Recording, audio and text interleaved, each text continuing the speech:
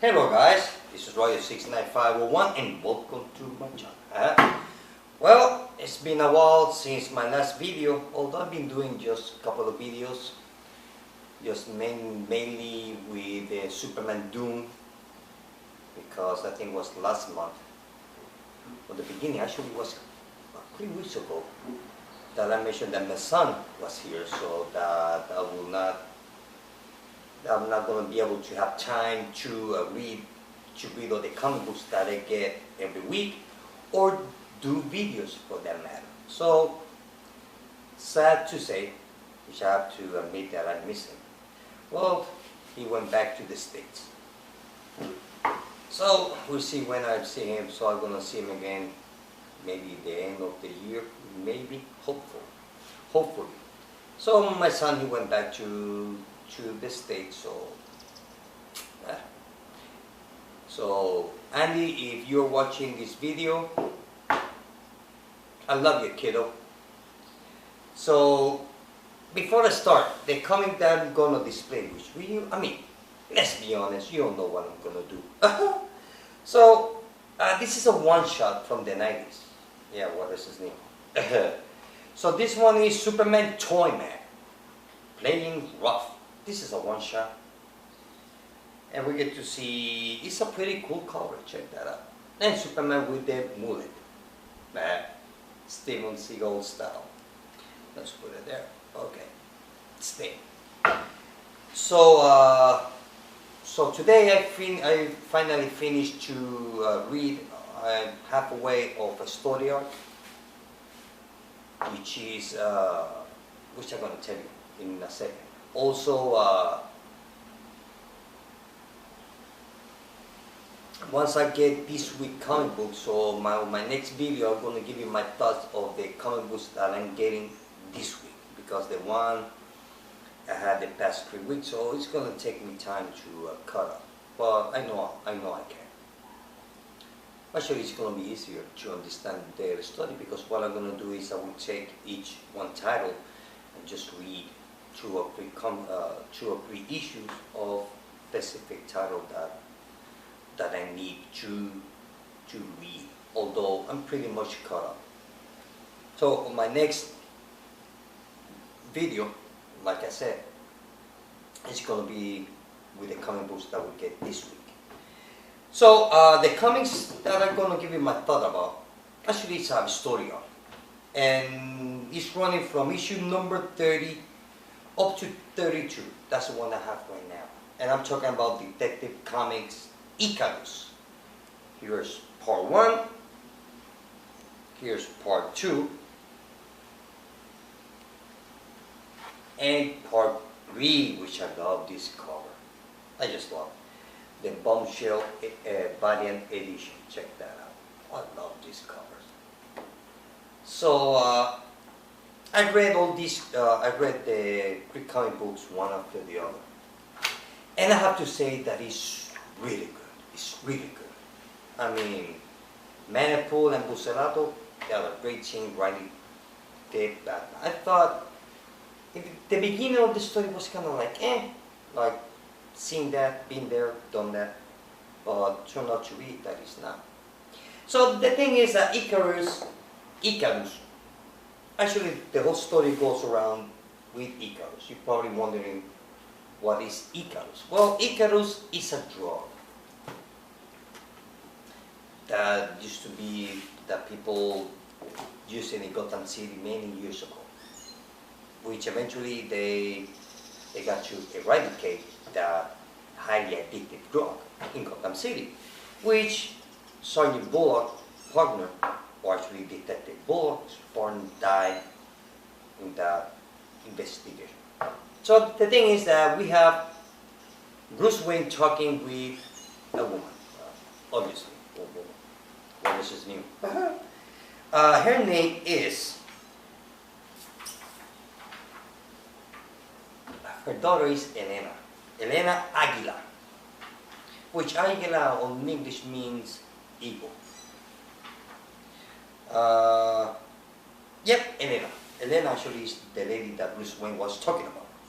So they are in some motorcycle show with Elena and her daughter and Bruce Wayne. They are talking about business, that they want to take the waterfront in some part of Gotham City that is really bad, a lot of poverty, homeless, drugs, mugging, all the bad things that you have in Gotham City. Well, I guess it's worse in that part of town. Waterfront, east side waterfront, I believe so. Anyway, so the thing is, they are talking about rebuilding that place. So he says yes, and he says no. So then we have a senator, which is a corrupted senator, because all the waterfront on the east side of Gotham City is owned by Bruce Wayne. So they want to kind of like, the bad guys, they want to get their hands into that because they want to build stuff kind of like a smoke screen, so they can do their bad guys thing. I guess I can call it that way. So the thing is that they're talking business. So they decide to, so this bad guy, he decides to find the drug Icarus and inject Elena with that drug. So we see that there's a woman running towards Bruce Wayne's house, knocking the door, and all the alarms goes on and off, everybody's running everywhere. Bruce Wayne one side and Alfred is running to the other way to find out what the hell is going on. Then suddenly they see a dead body, a dead woman in the front door, and they call the police. So Detective Bullock's arrived, and he accused Bruce Wayne of Elena's Aguilar's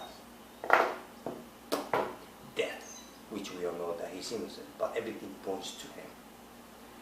So now we have Detective Bullock after Bruce Wayne, and Bruce Wayne is not too comfortable about it.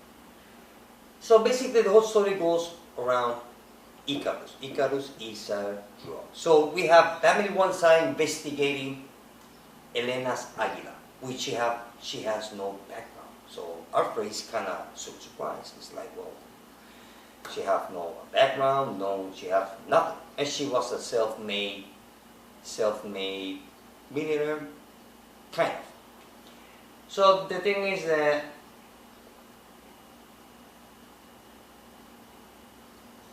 Batman is investigating all that. So finally he bumped, well, where all the evidence that Batman gathered points to a guy, which he go to the street named Sumo.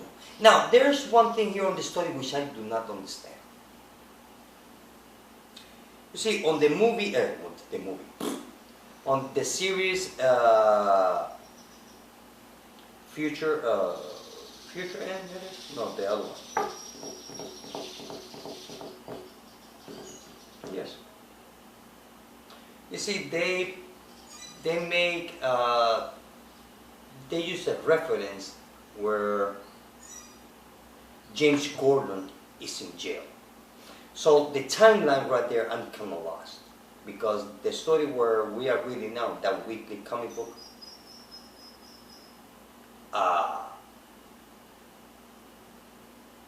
is set 5 years in the future. So, and this is set on the present. So I'm not sure about if this story is taking 5 years in the future or is setting up right now. Because if the timeline of this story is taking right now, why James Gordon is in jail? So it's kind of strange. I got lost there. I don't know if it is a mistake or just they did that just for the hell of it.